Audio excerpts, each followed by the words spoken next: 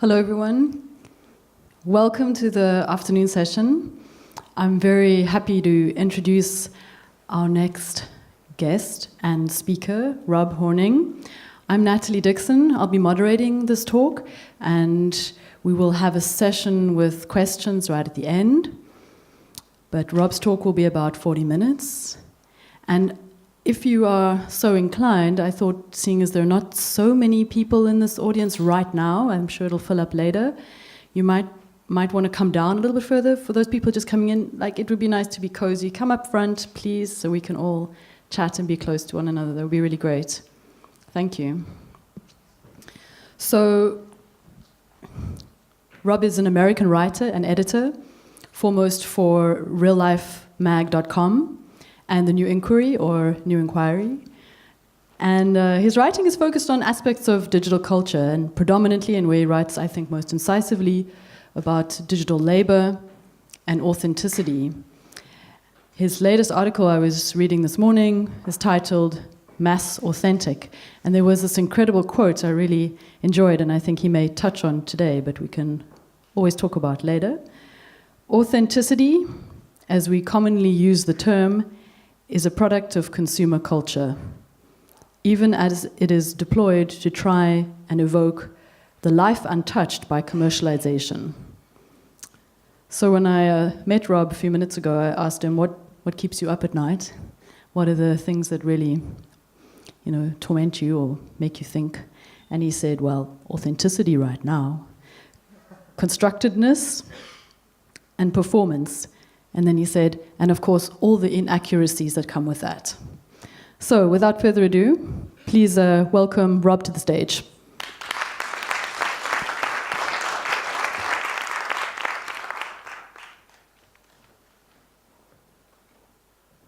Thanks for that introduction, and thanks for having me here. Yeah, I think authenticity literally kept me up all night last night. Hopefully this goes all right.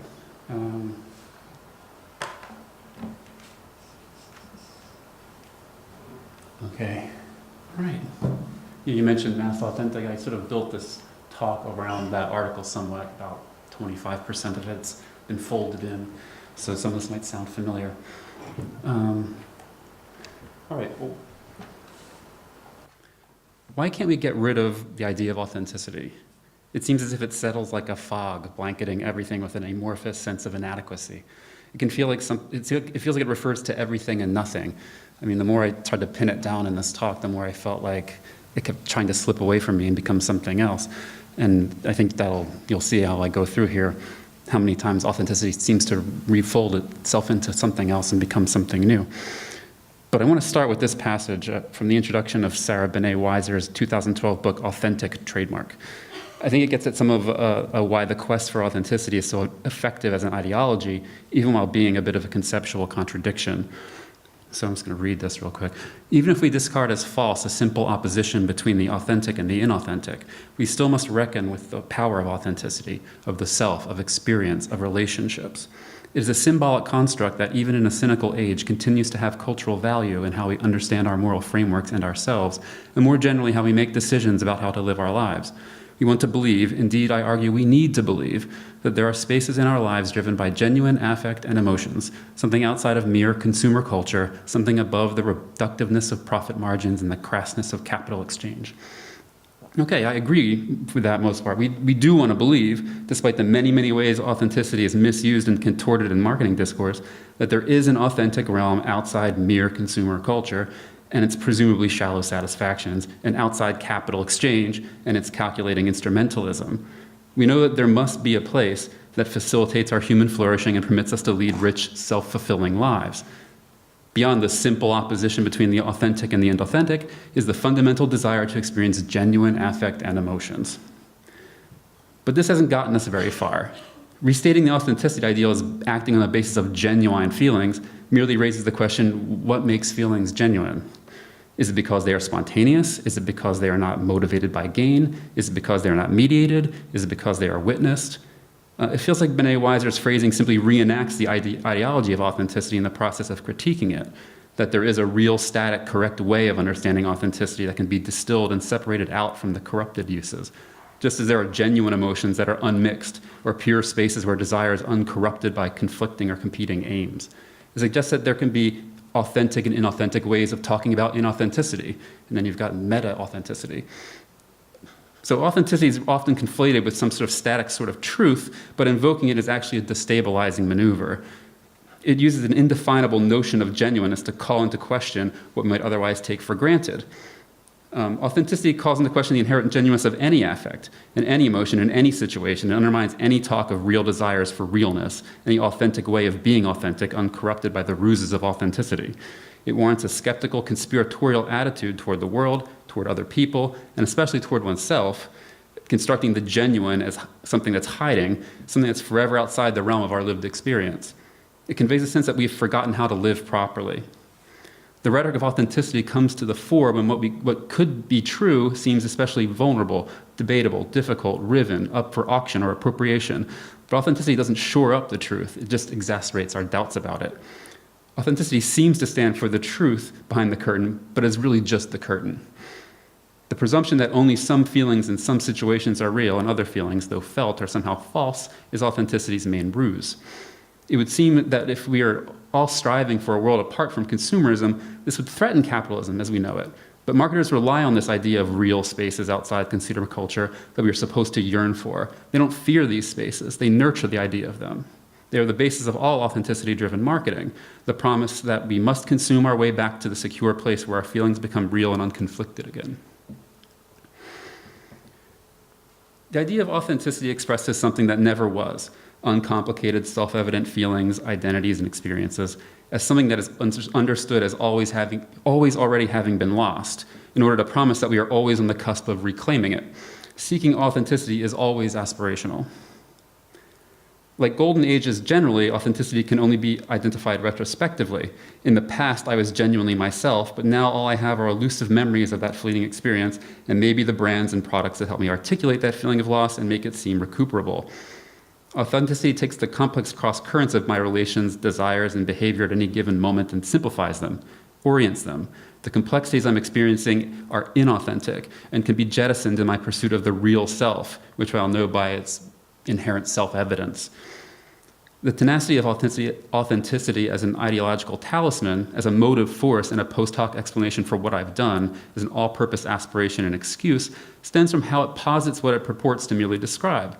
It seemed to denote genuineness like it was a simple rhetorical equals sign, a blunt tautology. It offers a promise of a truer alternative to the messy facts of what is.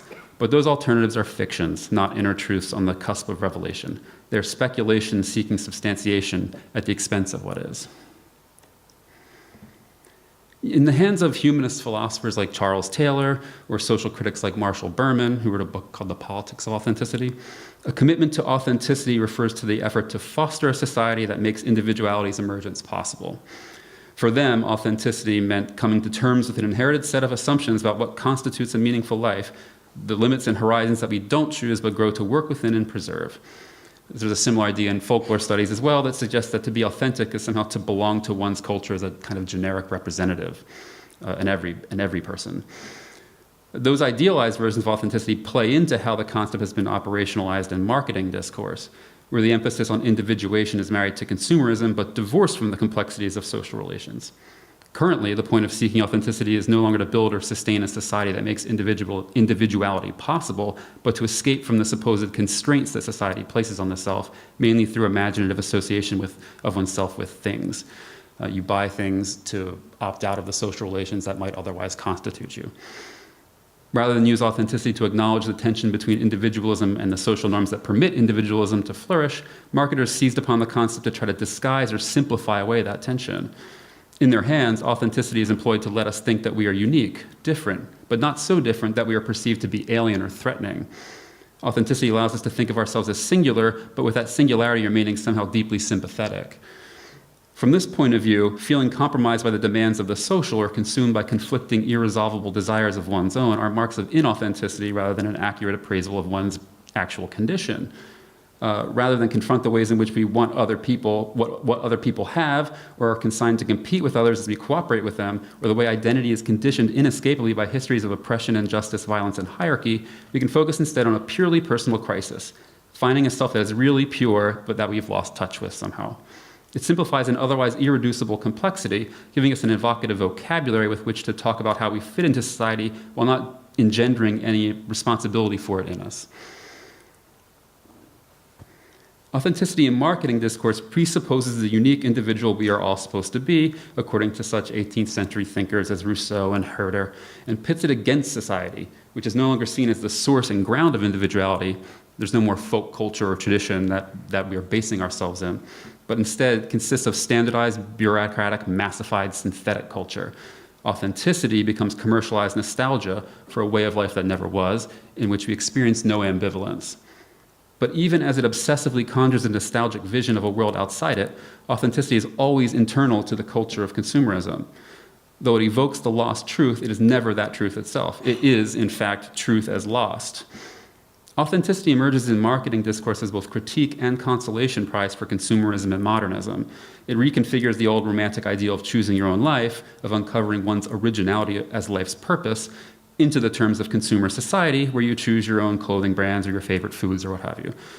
We consume authenticity in lieu of the integrity it is always fomenting and promising.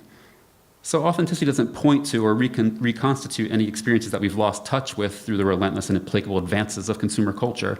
Instead, it structures in simple terms how we imagine what those experiences might have felt like. It gives us an idea of the past to be consumed in the present. In the process, it represents what our contemporary consumers value as if they really came from tradition, as if they were really external to consumerism and could ground it and give it transcendental meaning. You really can consume your way into being real. Your brand really can be authentic. That is to say, authenticity is not something off which brands are parasitically leeching. It's a wholly ersatz experience that brands are making. As Bené Weiser argues, explaining brand culture as a sophisticated form of corporate appropriation keeps intact the idea that corporate culture exists outside, indeed in opposition to authentic culture. But it's not that the old forms of authenticity still exist and capitalism has figured out a way to exploit them, a process that Marx calls formal subsumption with respect to labor processes.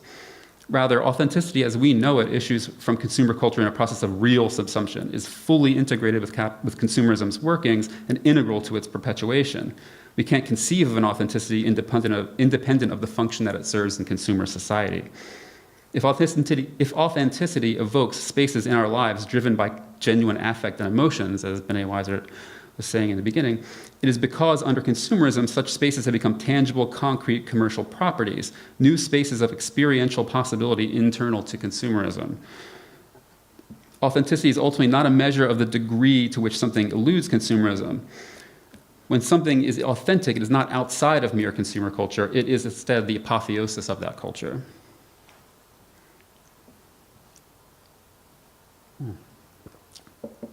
So authentic things, then, are not those goods that evade branding or commercialism. Rather, only brands, only things for sale can be authentic. When we examine our own authenticity, we then think of ourselves in those same terms. That is to say, authenticity is not something of which brands are constituting ourselves as, sorry, I forgot to turn the page. When we examine our own authenticity, we think of ourselves in those same terms, constituting ourselves as a clearly defined personal brand capable of being convincingly sold. Because authenticity is tautological, that it is what it is, it must be routed through authentic goods that make it tangible for an audience who can then validate the proposed equation. This collapses the experience of a lived relation to others who make it possible for you to recognize your life as real and meaningful into a gesture, something that can be bought and displayed. This ethical water bottle stands in for the relations I want people to have with me, for example. Now, as marketing consultants James Gilmore and Joseph Pine emphasize in their marketing treatises on authenticity, which are bizarre to say the least. Authenticity is fundamentally a means for imposing a perceived scarcity on otherwise satiated customers. Therefore, it has nothing to do with a good's physical properties or utility, which refer to demands that actually can be satisfied. What authenticity appears to render scarce is the sense of self, with authentic goods as the means of reconstituting the plenitude. Authentic goods position their target customers as continuous with the product's impossible promise of mass-produced uniqueness, while seducing them with the possibility of an easy, individualistic solution. But this action doesn't address the actual sources of anxiety and ambivalence. It merely circulates a sign of authenticity while increasing economic activity. The failure to deliver, though, doesn't undo the overall quest for authenticity. It simply intensifies the feelings of inauthenticity that drive such cumbersome behavior, feeds a feedback loop. Because seeking authenticity is fundamentally incoherent, a quasi-mystical attempt to discover something intrinsic to the self, it forestalls any critique on the basis of logic, or empirical results, or cause and effect. Once you entertain the idea of becoming more authentic, you've exposed your basic lack of true authenticity without invalidating it as a life pursuit. So in pursuing authenticity, we become complicit in consumer desire and its mystifications of our social condition.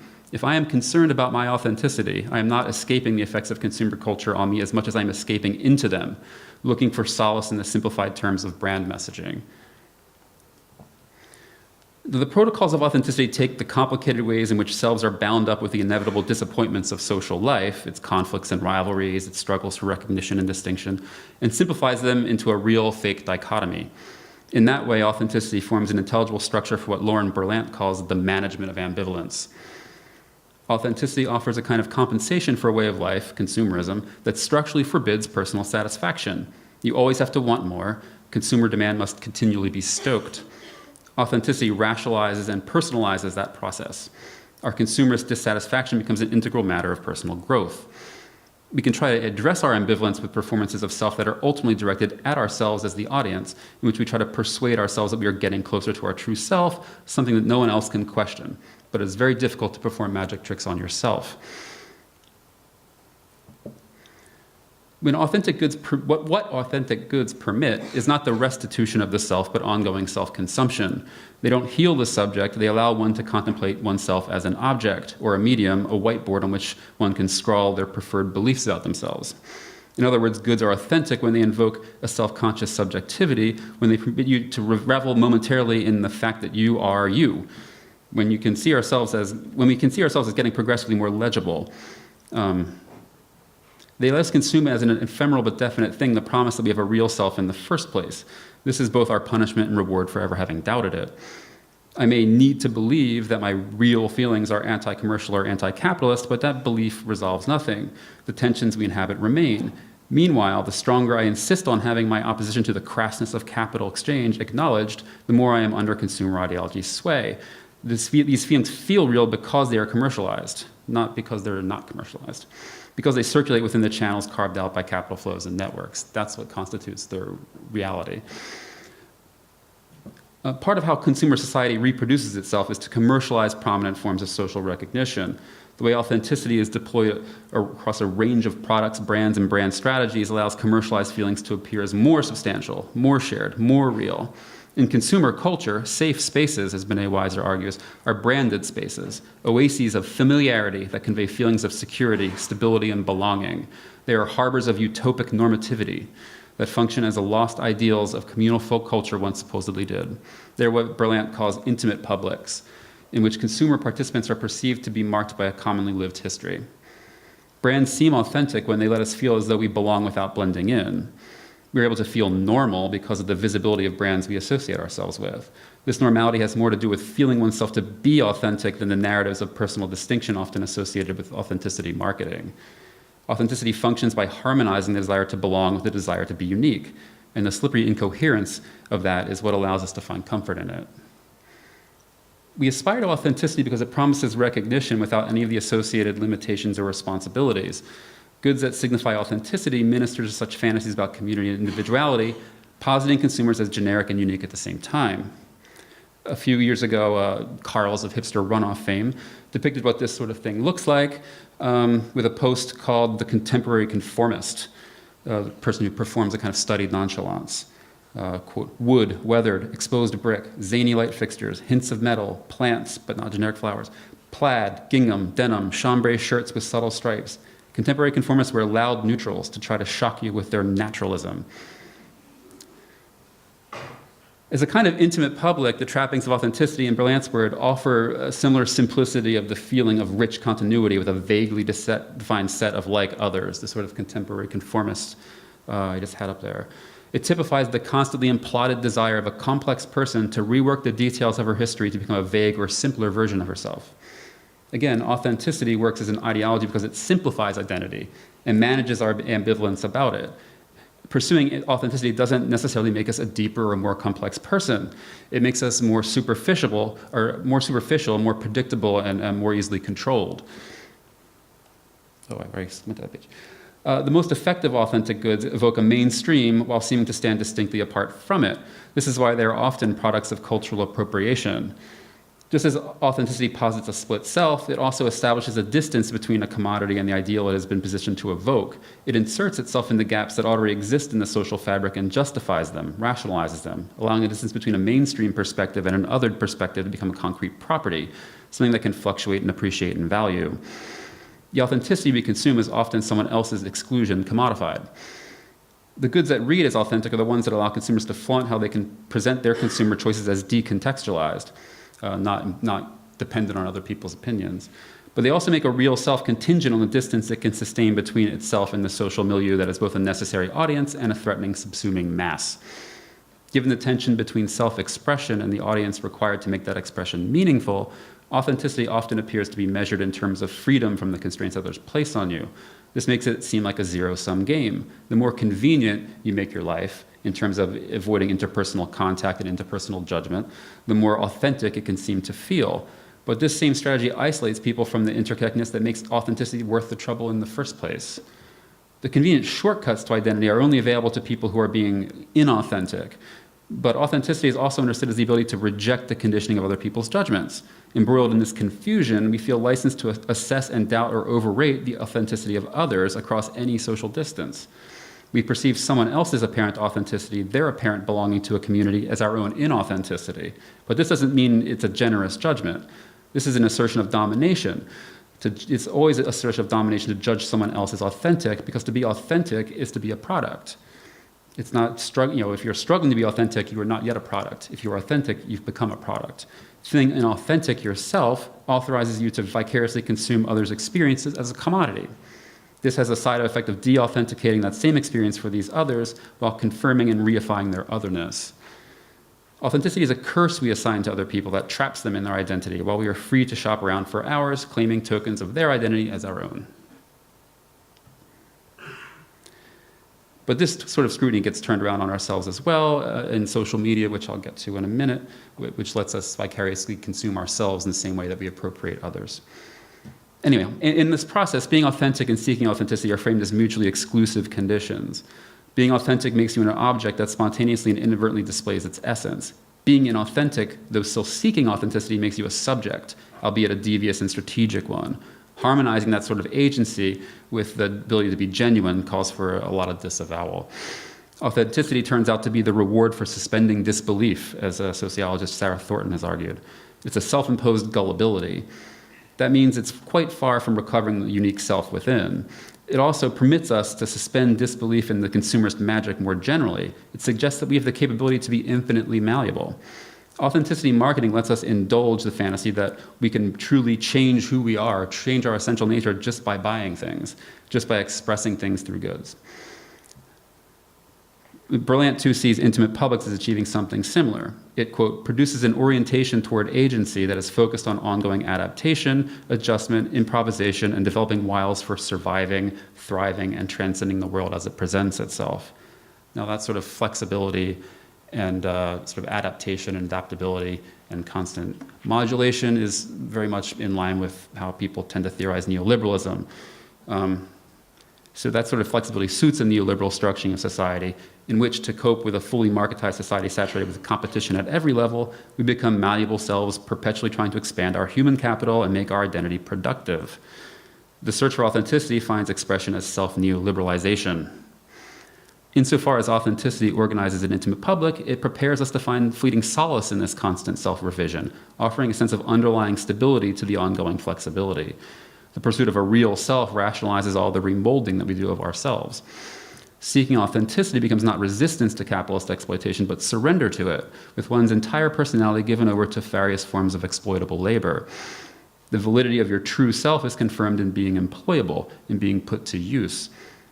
In managing our ambivalence with authenticity, we commit ourselves to the process of endlessly managing our personal brand, valorizing authentic goods, performing emotional labor, circulating tokens of realness, building out quasi-professional networks out of our friends, generating new circuits of value.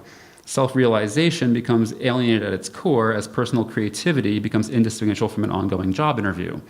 This is why Frederic Lordon suggests that the artist, the very emblem of free will and the unreserved commitment of the self, in his words, has become the avatar of the ideal employee in neoliberal society. Neoliberalism's fusion with authenticity has found its full flowering in social media, where enormous quantities of labor are volunteered and harnessed, and self-presentation is foregrounded as entrepreneurial human capital development. Social media, which specialize in collapsing the generic and the particular, friends and strangers, is at once a perfect space for organizing an intimate public around authenticity and for organizing labor around an ongoing project of self-branding. We manage our ambivalence one social media post at a time and let the decontextualized response they receive from no one in particular serve the managerial role of impelling or redirecting our labor efforts. Now, it's common to critique social media by pointing out that users believe that they are the consumers, but are in fact the product, a packaged and labeled audience being sold to marketers, the real users of the ad-supported social media. Or worse, users are both the product and the labor making the product, all for the benefit of the social media companies, the owners of the current means of identity production.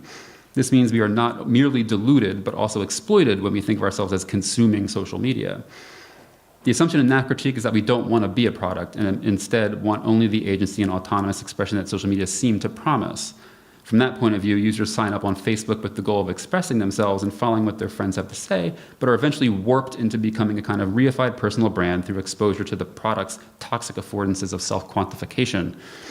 Naive users think they are signing up for a personalized public sphere and then, undeterred by the evident oxymoron, find themselves in a hall of mirrors in which all they can see and all they end up wanting to see is themselves. I've subscribed to that analysis myself, but that analysis doesn't really seem adequate to explaining the pleasure that users derive from using social media, even as they become reifying and exploitive. I think what the ideology of authenticity ultimately allows for is for users to enjoy becoming a product. The services that social media supply, holding a graph of one's social connections, amassing and archiving of personal data, making the promise of an on-demand audience for oneself plausible, permitting a variety of pre-formatted modes of self-expression, offering algorithmically constituted recommendations of what you should read, who you should know, et cetera, et cetera. All that helps constitute the self as something authentic that a user can consume. On social media, we are not on a hopeless quest to integrate our identity, but are instead dividing it into a self that can watch over itself, seeing its authenticity unfold and how the social media interfaces change to accommodate us. We get to be a commodity and consume it at the same time, like the hot dog putting ketchup on itself. This self-commodification does not diminish the user's self-conception, but rather makes the self conceivable, makes the self legible. Exercising agency no longer threatens that. It's no longer that if you're trying to be somebody, you're being strategic and phony and performative. That's out the window, because now the social media apparatus is doing the processing and doing the formatting and doing the strategy. So exercising agency no longer threatens one's authenticity. If being calculating, unspontaneous, manipulative, phony, etc. threaten the integrity of the self as product can be seen as something that simply is, a given thing articulated in a definite form. It enters the realm of the socially conspicuous. It is authentic rather than trying to be authentic. The self presented to us by algorithmic processing of our data becomes the most authentic possible self in this scheme, one from whose construction we have been excluded. It appears as the real us because we can absolve ourselves from strategizing its representation. This puts digital surveillance in the service of authenticity, as it gathers the data behind our backs and makes sure we don't corrupt it with our conscious intentionality. The data collected allows us to know that we are leaving an impression regardless of whatever effort we make or don't make. Extensive surveillance of the self and the end of privacy appears far more tolerable in this light, much as attention metrics normalize social stalking and spying. This is in keeping with the basic principle of social media, which is that only by being watched can we see who we really are. Surveillance will let us chart the path to being natural without immediately feeling unnatural about it. Our data gets processed, and what we really want to know or how we really want to be is presented to us encapsulated in product form. Only as a product can we recognize ourselves as genuinely real, given the amount of attention and effort collectively directed at enchanting and foregrounding products in a consumer capitalist culture. We are ideologically trained repeatedly every day to love consumer goods. Naturally, we would want to become a consumer good ourselves, to appear deserving of love. from ourselves as well as from other people who on social media offer that love in quantifiable tokens of likes and so on. Products in consumer capitalist culture quickly lose their lovability, however, as they lose their novelty. They become moribund. They become trash. The self as a product loses its enchantment for us and needs to be revitalized to the extent that it becomes familiar, known, and understood. We love ourselves only as a novelty, a mystery, not as a staple product. We want to be able to apprehend ourselves as a new, desirable thing that we can consume and enjoy. On social media, we can imagine someone buying into the idea of us, and that helps us buy into ourselves. But inevitably, our desire for ourselves needs to be renewed, and we need to be repackaged. So it's untenable to feel authentic only when you're surprising yourself. Social media try to make this contradiction cohere, though. They offer ways in which to always consume ourselves anew as new. Algorithmic recommendations, in particular, cater to this hope of seeing a stranger in the personal data we've generated, an alien person we can claim as our real self. They can enlarge our ability to desire, making us grow, while seeming to draw on true information about us that we have passively provided. Everything that we've consumed, expressed, and expelled online gets purified and represented as new desires, a new you. By processing our personal data into things like Facebook's newsfeed, algorithms can present ourselves with a carefully repackaged self. We then get the thrill of unboxing ourselves and seeing what surprise awaits within. That this box we are continually rewrapped in is also a cage can be more readily excused. In that cage, we will only see what reinforces the central importance of novelty, and it won't matter as long as we feel new ourselves. The way our data is processed and represented to us is usually seen as a form of hyper-targeting that treats us as a demographic of one. But it is more indicative of the way in which we are standardized in order to be processed through the same procedures, in order to be included. It's a process of inclusion, not a process of singling out. The processing, it addresses those same anxieties that authenticity has always addressed, the ambivalence of being both general and particular. It lets us be a person in general and a particular person at the same time. Again, so we can belong without being subsumed. The self presented back to us can serve as a simplified guide to how to be ourselves. That version of selfhood that has been pre-approved, pre-certified, but is also indefinite in its outlines, consisting mainly of things like product recommendations and crude assumptions about what sort of information we're expected to want to know. But it provides a set of generic conventions for the genre of you. You can become a more authentic you in relation to this algorithmic projection of yourself, knowing exactly what the network expects you to be. And you can take a secret pride then in the ways in which you exceed that expectation. That expectation defines a sort of negative space that doesn't have to be part of your human capital. It doesn't have to be part of your authentic self. It doesn't have to be part of your identity. Our data selves become authenticated so that we don't have to be. When our social media profiles can be authentic in lieu of us, authenticity becomes a matter of quantified attention, network prominence, not self-consistency. If you are liked or retweeted, or even if you're given a tailored set of recommendations or push notifications, it signals that you have been consumed appropriately, that your information has been received and is regarded as real and legitimate. That self is not a matter of expression, but of circulation. The content expressed in that content doesn't need to be original or spontaneous or true to be authentic. It's just a pretense for measuring the circulation, which is the authentic expression of one's situatedness in a network. Authenticity ceases to be the performed absence of performance and becomes a matter of efficient performance and broad circulation. This feeds a loop that reinforces the centrality of networks to our lives and reinforces the requirement that we be constantly connected. So discovering the truth about oneself is not about clarifying the permanent picture of one's sense of self as if it were an eternal underlying thing waited to be unearthed and communicated. Instead, it is about clearing a space and simplifying subjectivity in the present moment. It is about finding relief from the burden of selfhood, particularly when this self is regarded as human capital. Social media offer a repository for that capital and for its authentication, and takes responsibility for how it's put to use. It takes authenticity out of our hands. So what is seen as authentic is something that's no longer our fault. The truth about oneself is final only while it circulates, but when it ceases to be productive, it can be forgotten. The most authentic self is the slate wiped clean. Thanks.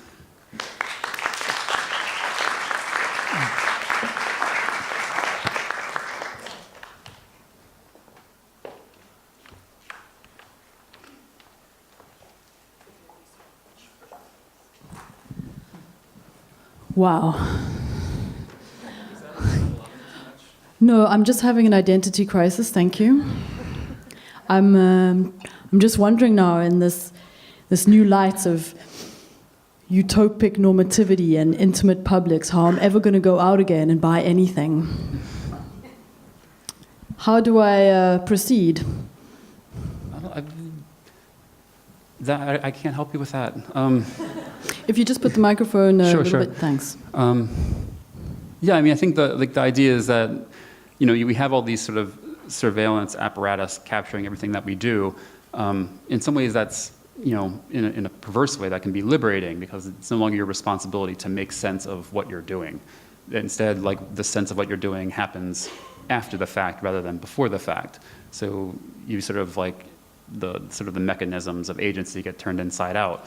You start doing things, and the surveillance apparatus captures what you do, and then you get like a report about who you are, and then you can trust in that report because it's not your fault, it's not your responsibility, it's not something you strategically devised to, like, you know, convince people of something. So you're relieved of the burden or the onus of your own authenticity?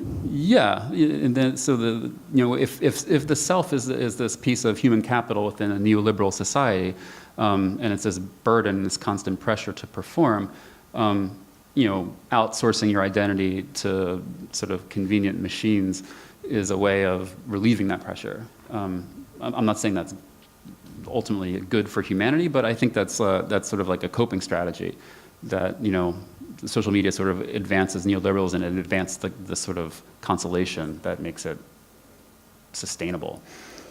I'm always looking for the bright side, and in these sometimes dystopian narratives of social media, and I was just counting some of the words that you used in relation to social media, like rid, ruses, bizarre, incoherent, difficult, controlled, and trash. And I wondered, how do you see social media in this light? I mean, is this a pointedly dystopian narrative?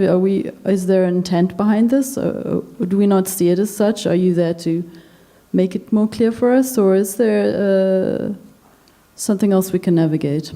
Make what clear, like the dystopia that social media is, or something else. I mean, I feel like social media is clearly a sort of dystopic reality that's unfolding. That, you know, it's like some sort of like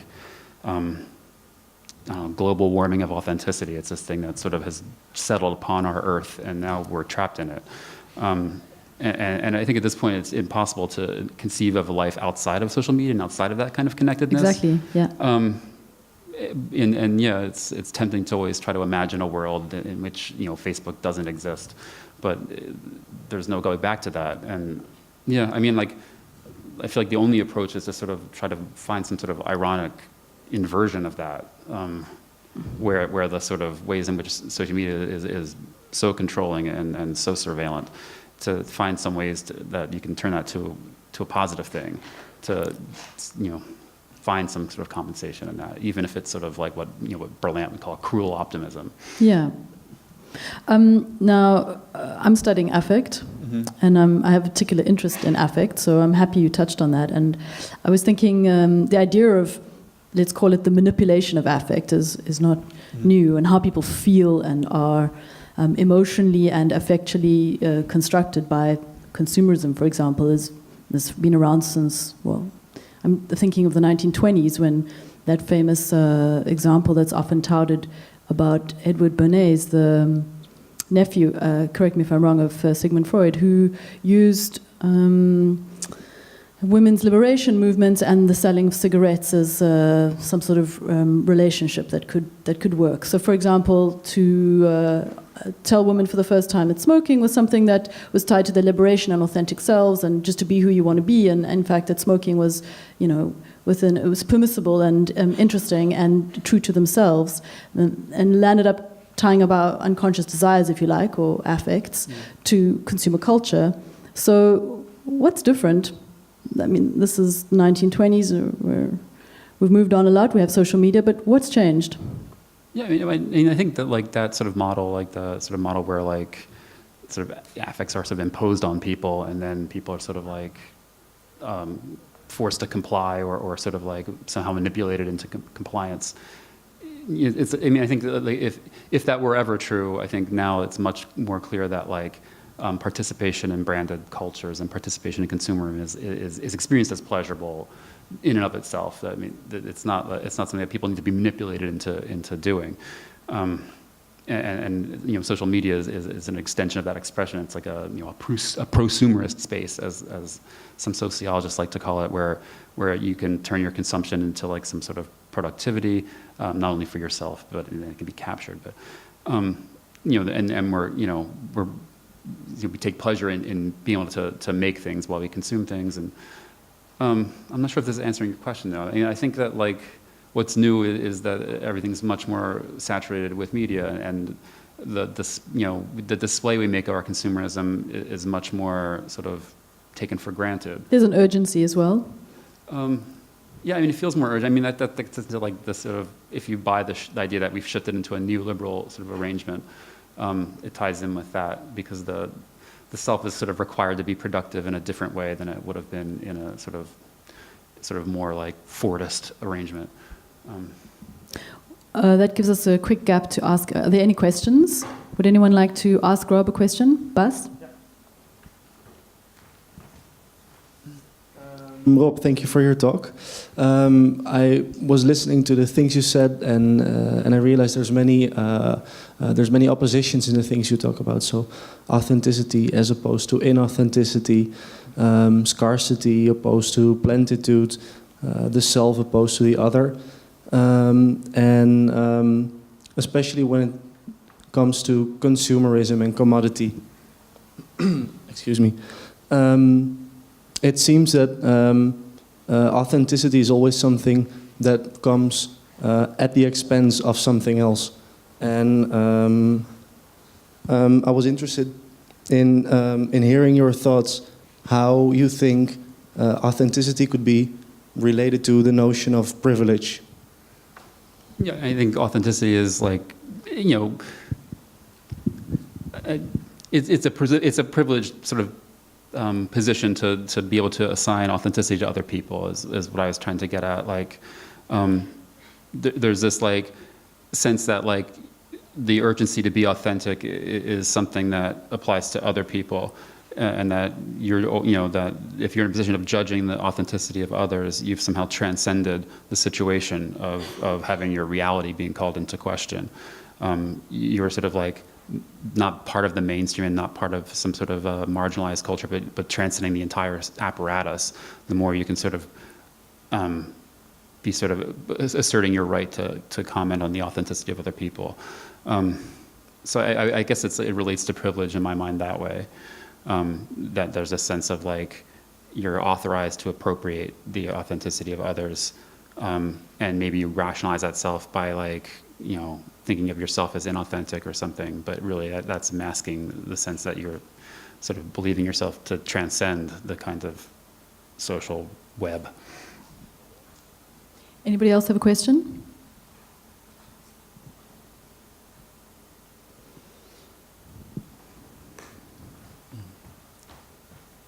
Sorry, I don't want to come on. Yeah. In any case, thanks for the talk. It was great. You talk about this self-commodification through the social media, and you put this image that I've always found really creepy of the sausage eating itself. Mm-hmm. And for how long do you think we could keep on going with these things? And if there's any way of gaining control of the situation? Yeah, I don't know. I mean, I don't think that there's no inherent end to the project. I mean, like, it becomes like, like a self-fulfilling feedback loop. It seems to be headed in a direction of I don't know, being increasingly mechanized to the point where, we can sort of, our social media profiles can take on sort of lives of their own, become sort of bots that represent us in lieu of our needing to actually live. So maybe that's the end game, some sort of matrix dystopia where we're replaced by our robotic selves, but that seems super science fiction to me. Can I ask one last question? I love this phrasing you used, commercialized nostalgia. Mm-hmm. And I wondered if you could give us an example. Have you seen particularly commercialized nostalgia, like pretty much anything where you're looking at like anything that's artisanal or rustic or things that sort of self-consciously evoke things that you remember when you were 8 years old or something like that, like pop music being sort of repackaged as the music that you remember from childhood. Sort of just just anything that's like looking back that's representing the old as the new. I mean, it's sort of like the retromania that Simon Reynolds would talk about, the music critic. That's what I think of when I think of commercialized nostalgia. But I think that's like, authenticity is the effect of rendering anything nostalgic. Like, sort of like once you're sort of able to conceive of something as authentic, it's become nostalgic at that moment. Even if it's something that was invented yesterday. If it feels like an authentic T-shirt that you bought at the store or something, then like you're kind of nostalgic for the moment where you felt that. As you're feeling it, it becomes like this sort of vortex. That's why it feels like a fog to me. I feel like I've been in this brain fog of authenticity for the past week, kind of thinking about this, and I hope that didn't come across. No, it was a very enlightening talk. Thank you. And if there are no more questions, then I'd like to give a round of applause to Rob. Thanks so much.